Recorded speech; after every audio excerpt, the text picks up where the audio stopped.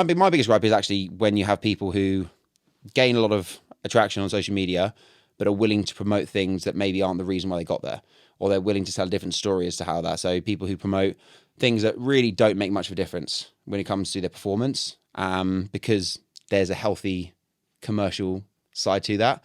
So that's my main thing is people who, who promote X, Y, and Z supplement or whatever it is that with sole purpose of financial gain and not does this actually help people.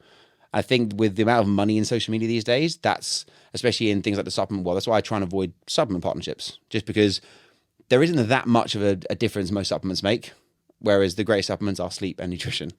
And so for me, it's people will overemphasize these small little details because they pay the most, rather than going, hang on a minute, this is actually what you need. When I first got into really pushing myself with endurance sports, I was under the impression that the most important things were certain supplements or, not getting really good sleep or consistent sleep. The best investment I've made this last year is in an air conditioning unit for my bedroom, so my bedroom's cooler, not, a million and one supplements that potentially could have this or that aren't very, very well researched. I think that's my biggest area of concern is within that space. But focusing on the grains of sand at the top of the pyramid before you've built the base is kind of the thing that I see in London more than anywhere else. Is there's a I mean, again, colourful, pretty shoes, absolutely fine. People can do whatever they want, but I think buying a pair of Alpha Flies without having committed to a structured training plan, if you're buying them because they look great, that's absolutely fine. But in terms of the cost versus utility versus input equation, it doesn't quite balance out.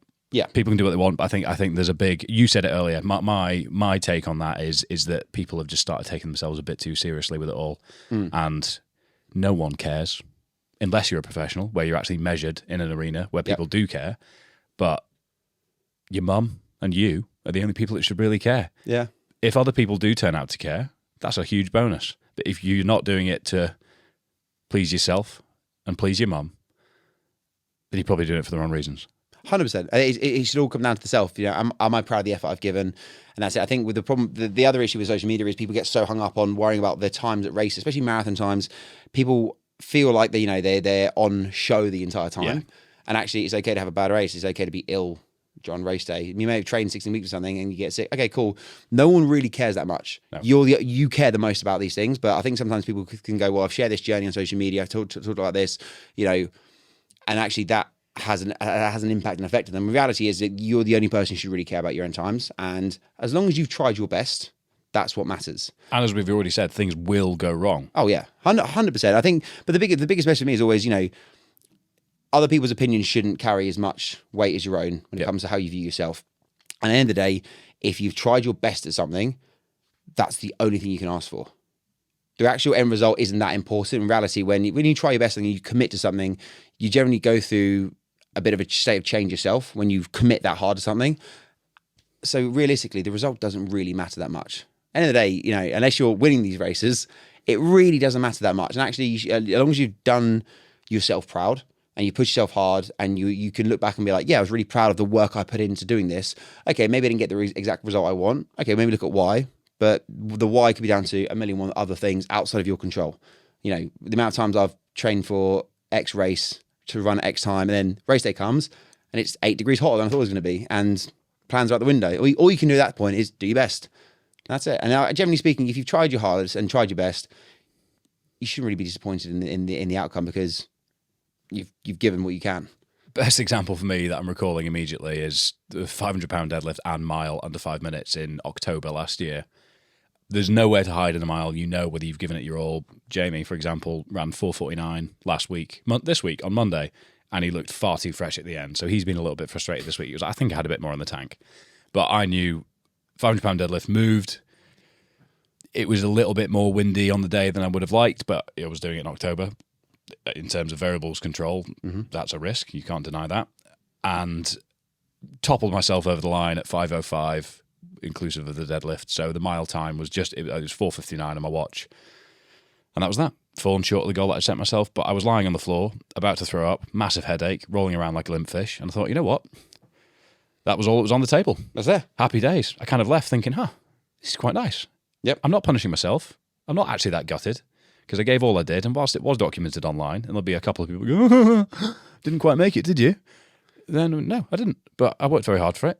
fell a little bit short. And actually, we're about to go into winter in the UK, so got to knock this one on the head for a while. Those are the objective measurements. And I think a few years ago, I probably would have been a little bit more, oh, bloody hell, this, that, and the other, looking at all these things and all the thing. Oh, yeah, the wind, I would have had it if it wasn't for the wind and all this sort of stuff. But it's you control the variables of the inputs and what you do. Could I have moved it a week? Probably not, because I had support from people that were going to be there on the day. So it was like, right, off we go. It's windy.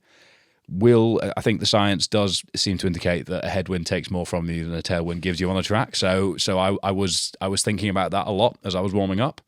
But I was just really pleased with myself that even that evening, even in the moment immediately, I was just pleased that the process was over because I couldn't really hack much more track training at that pace anymore. So I think it's a skill. All these things are a skill. I think that's what's important is do the reps. Mark Beaumont, I spoke about this with somebody yesterday. Mark Beaumont, one of the things that he said when he was on the podcast that stood out to me, again, nobody can question Mark Beaumont's credibility and experience when it comes to this stuff, is that people are focusing on selling the story before they've got the experience or something to that effect, which was that he chipped away for years and years and years to build his CV and experience to then document it on a BBC level. Obviously, it's much easier to access a lot more people through the virality that can come from TikTok and Reels and things these days. And then you build the experience that means that you can put yourself in the position to sort of roll with the punches. You've done the reps at that point, whereas that's flipped a little bit in the other way around this in the modern world. Yeah. Which means that I think, like you've said, people might go into things a little bit naively or put a little bit too much pressure on themselves to perform in a certain way when they might have no right to, because social media is presenting this person that's a similar age to me doing a similar job is doing this, therefore I'm capable of that. But you might not know that they spent 6 years playing semi-professional football back home before moving to London to work as an accountant, whatever it might be. And that's why context is absolutely king. And I think individual focus, skin in the game for something you genuinely care about is what's most important. For sure. And it's not holding yourself your achievements or your efforts up to other people's efforts. And again, social media is inherently comparison. You know, it's for those making content, for those consuming content, it's very easy to get caught into the rhythm of that. And to be fair, I did a panel talk a few weeks ago, and some guy was talking on it, talking about how he said he struggles to not compare his life, his goals, his performances with the us on the panel. And I was, at the time, I was really struggling. I was going through a bout of fatigue that was keeping me in bed for days at a time. And I was like, to be fair, I'm not really showing that the negative side of how things are going a bit there. So I was like, there is an element of that where no matter what, everyone's got to pay a price for something. You want to be training 20 hours a week? Okay, well, you're going to be exhausted for the other times you're not training. You're also going to have to spend a ridiculous amount of money on food. And you're probably not going to have much energy to be a good friend or partner or whatever it is. And so I think with social media, I think traditionally you'd see that in athletes. Yeah, they would, their life that's shown by the social media, traditional media would kind of include that. But I think social media is kind of like, because of that element of competition, people are trying to almost compete with each other for views in a sense there. People are trying to show the best life that they can sort of put forward in that sense there. I think it's important, again, like, you know, people share their highlights on social media, you know, because a lot of the time, most people's lives aren't interesting. I would even say my life's not that interesting. I do share elements of my life through social media, especially through my training side of things, which I think is one of the more interesting sides of me. The rest of my time is spent, you know, working, making content, which is inherently actually quite a boring thing. Yeah, it's very binary, isn't it? Yeah. Very binary, writing out video ideas, creative concepts, testing them, you know, editing stuff. Like, it's not that interesting, you know. Going to bed at 9 o'clock isn't the sexiest thing in the world. So no, there are, you know, huge elements of that. But I think, you know, it's a change. And the good thing about social media is I think people's attitudes on social media do change quite fast as well. I think people are starting to catch on to things. You know, audiences on social media are a lot smarter than they were a couple of years ago. So actually now I think people are viewers have a lot more nous to them and can understand things a lot faster, and also aren't as easily deceived by people portraying a lifestyle, but maybe not backing it up. But going back to your point where with Mark Beaumont, you know, someone who, I don't know, was cycled around the world twice. Yeah. Once self-supported, once crewed. He had the North Coast 500 record until quite recently, I believe. Yeah. I think it was beaten by another Scot. We don't like doing things far from home, do we? Mark Beaumont is a good example. I remember watching the BBC when I was 18.